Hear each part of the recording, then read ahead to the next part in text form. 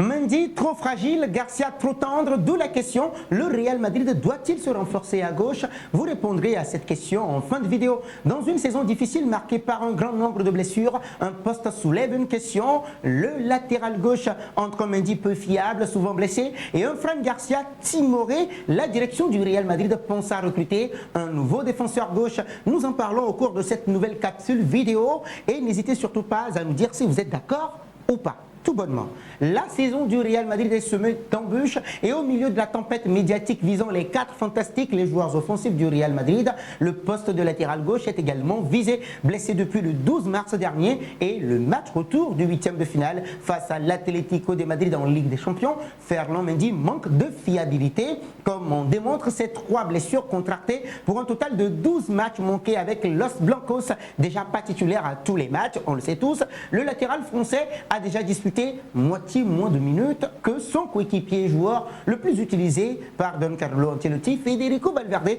avec 2233 minutes jouées pour l'ancien Lyonnais contre 4369 pour l'Uruguayen.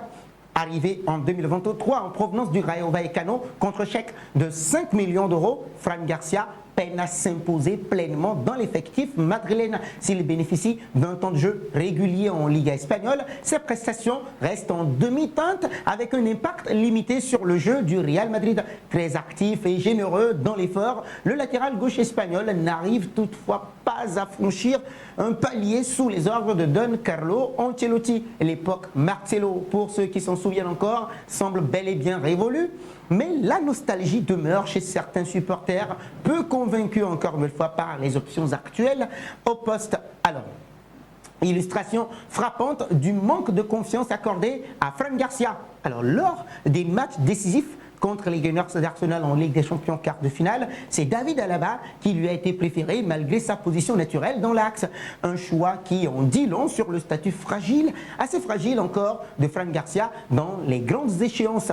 Un été mouvementé pour le Real Madrid sur le flanc gauche, nous nous posons également la question. De nombreuses incertitudes planent encore autour du poste de latéral gauche au Real Madrid. Les 2 joueurs actuellement en place seront-ils conservés la saison prochaine? La grosse interrogation encore. Une nouvelle question, le club compte-t-il recruter vraiment? Et si oui, quel type de profil? Plutôt défensif, offensif ou un compromis entre les deux? Un temps ciblé comme priorité, Alphonso Davies semblait cocher toutes les cases, mais sa récente prolongation avec le Bayern Munich jusqu'en 2030 a obligé les dirigeants madrilènes à explorer encore d'autres pistes sur le marché des transferts. Dans le même temps, le recrutement probable de Trent Alexander-Arnold de Liverpool pour le couloir droit laisse entrevoir une orientation offensive dans le jeu des latéraux. Connu pour ses qualités techniques et sa créativité, l'anglais n'en reste pas moins souvent critiqué pour ses carences défensives.